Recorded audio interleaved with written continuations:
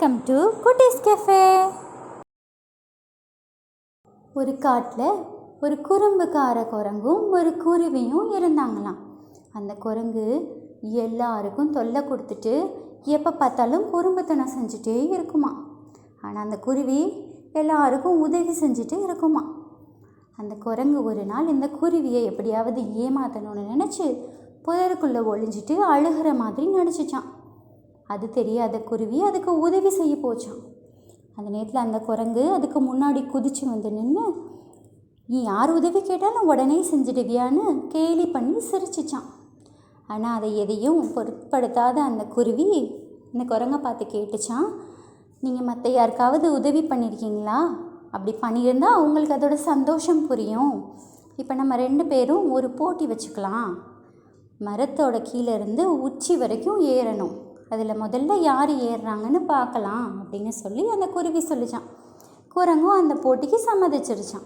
இப்போ 2 பேரும் போட்டி வச்சு மரத்தில் ஏற ஆரம்பித்தாங்களாம். அதில் குரங்கு வேகமாக ஏறி மரத்தோட உச்சிக்கு போயிடுச்சான்.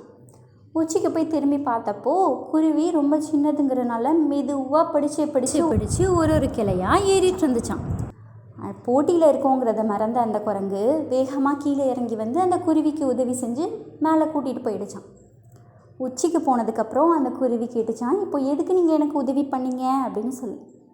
இல்லை, நீ ரொம்ப கஷ்டப்பட்டு ஏறி வந்துட்டு இருந்த, அதனால தான் நான் உதவி பண்ணேன்னு அந்த குரங்கு சொல்லிச்சான். அப்போ தான் அதுக்கு புரிஞ்சிச்சான், மற்றவங்க கஷ்டப்படுறத பார்த்துட்டு அவங்களுக்கு உதவி செஞ்சால் நமக்கு ஒரு சந்தோஷம் கிடைக்குது அப்படின்னு சொல்லி. அதிலிருந்து அந்த குரங்கும் யாருக்கும் தொல்லை கொடுக்காம மற்றவங்களுக்கு உதவி பண்ண ஆரம்பிச்சிருச்சான். இப்போ அந்த குருவியும் குரங்கும் நல்ல நண்பர்களாக காட்டில் மற்ற எல்லாருக்கும் உதவி செஞ்சிட்ருக்காங்களாம். அந்த மாதிரியே நாமளும் யார் கஷ்டப்பட்டாலும் நம்மளால் முடிஞ்ச உதவியை செய்யணும்.